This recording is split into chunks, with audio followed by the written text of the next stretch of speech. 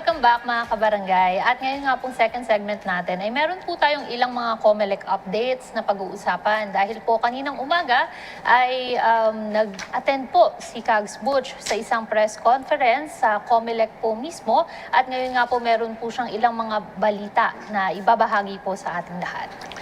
Thank you very much. Alam niyo, SK May, Kap, at saka Kags Marie, kanina sa kapihan ng Maynila, dyan sa Cafe Adriatico, nagpa-press con si Chairman George Garcia ng COMELEC na sinasabi niya na matagal na din natin pinag-uusapan na wala nang filing of Certificate of Candidacy. Supposed to be dapat ngayon October 1. 1 week yan, up to October 7. Hindi na lang matutuloy sapagkat tinerminate na niya, yun ang word niya. Tinerminate na niya o tinigil na niya ang preparation for the 2025 December 1 BSKE. So lahat ng preparation sa sinasabi niya noon, ngayon nakatigil na, pinatigil na niya, pinaput on hold. Barring of course, ang sinabi niya kanina, na hinihintay pa rin ang desisyon ng Supreme Court. Pero para sa kanila, hindi na aabot or kahit man lang magdesisyon na yung Supreme Court, hindi na rin naaabot sa schedule nila ang December 1, 2025. Sapagkat gagawa na sila ngayon through a resolution at pag-uusapan ng Commission on Election and Bank na magkakaroon na ng bagong calendar of activities for the November 2, 2026 BSKE. So yun po ang mga mahalagang sinabi niya. Now, of course, na-explain na po namin sa inyo, kaya naman siguro iniisip ni Chairman George Garcia na gumawa na ng bagong new calendar of activities.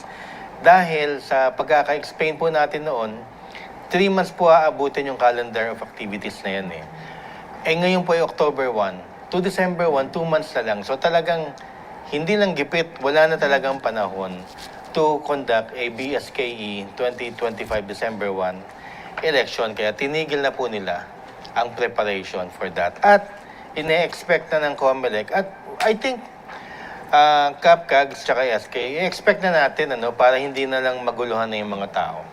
Total, ang chairman na ng COMELEC. At tsaka, most probably, yung Supreme Court hindi naman magde-decide siguro this year, o kahit mag-decide sila this year, next year talaga ang eleksyon.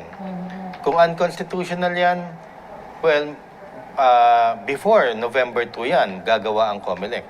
Pero sinabi ng COMELEC na kahit nakagawa na kami, sabi ni Chairman George Garcia, na ipapakita namin sa inyo ang video sa paglaon-laon. Ito po, ine-edit pa lang po. Na kahit gumawa kami ng bagong schedule for the November 2, 2026, bagong schedule of activities, calendar of activities, pag nagpalabas ang Supreme Court at na-declare na unconstitutional ang Republic Act 12232, babaguhin naman nila at gagamitin nila yung provision sa Election Code na Section 5 na pwedeng gumawa ng sariling schedule ng COMELEC kung kinakailangan na.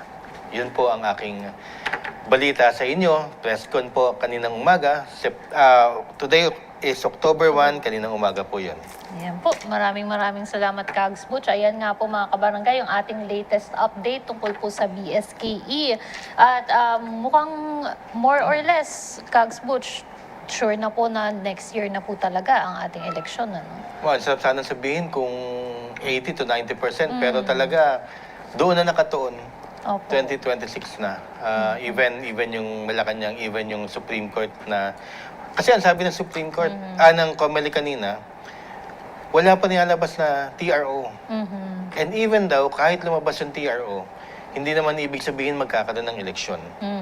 So, talagang hindi lang more or less, sabihin na natin more. Opo. 2026 na talaga yung election. Opo. Kap, Don, Kags Marie, ano po ang masasabi po ninyo tungkol sa updates po natin na yan? Siya muna, lagi siyang wala. Ako masasabi ko dyan sa recent update ng BSKE. Expected na kasi yun mga kabarangay. Lalo na po nung nagkaroon na ng bill na pasado for both houses. Actually, we were just awaiting the signature of the president or kung ano yung magiging action taken ng ating presidente. Pero whether he signs it or not, it will be considered naman po na aprobado, not unless na i-veto po niya. Kaya ang tagal po natin itong sinubaybayan. So ngayon po kasi, ang predicament na since meron na talagang malapit na masyado, kumbaga time constraint na rin, whatever na decision ng Supreme Court, and yung TRO kasi, kung siguro mas maaga-aga, mas okay. Ngayon po, kung mga kabarangay, siguro the least they can do. Ako, in my own opinion, kung lalabas man yung Supreme Court na decision na it will be unconstitutional, most likely what they can do is baguhin kung kailan yung magiging next na barangay and SK elections.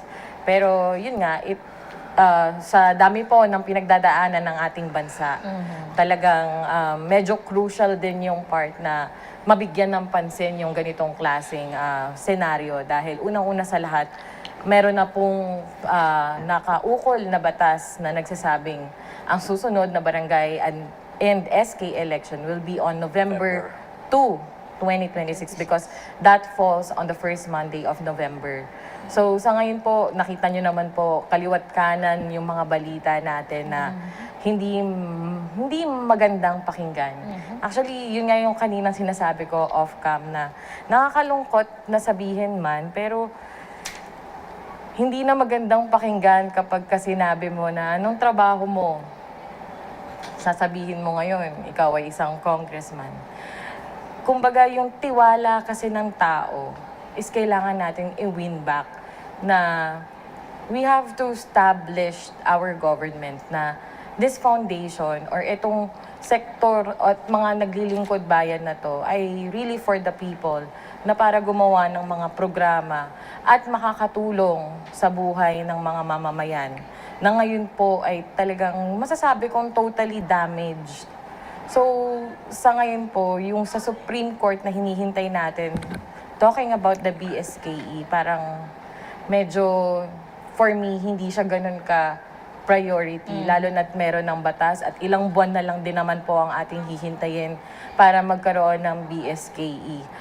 Sa ngayon po, I think it would be much better na pagtuunan ng pansin, lalo na ng Supreme Court, ang mga nakakagimbal na pangyayari po sa Senado at sa Kongreso. That's my take, Cap London. Miss me? Ang galing talaga ni Cags Mariana. Pag nandito. Bawing-bawi po talaga si Cags Yes, Marie. pag nandito, galing talaga. Sa akin naman, ganun pa rin ang lagi kong sinasabi. Consistent pa rin po ako doon. Matuloy o hindi, trabaho tayo. Lalo na doon sa mga nakaupo. Noon Totoo. nga, the last time na magkasama kami ni SK Mai, sinabi ko namin sa inyo to ni SK Mai na ano ba yung sinabi namin? Okay. dami po ng sinabi ka. namin na tayo, although may mga kapitan na talagang hindi maalis ang iniisip ng mga tao ay kupitan, di ba? Ayon sa mga comments o komentaryo kapag may mga post, kahit anong page patungkol sa barangay, kailangan mabawi natin yun. Kasi lahat, sabi ni Cags Marie, yung mga institusyon na katulad ng Senate, ng Congress, medyo basag na. Di ba?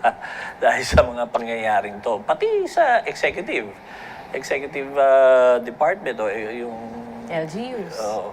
Lahat So, apektado eh. Actually, makakat So, kita yun. dun ka pa.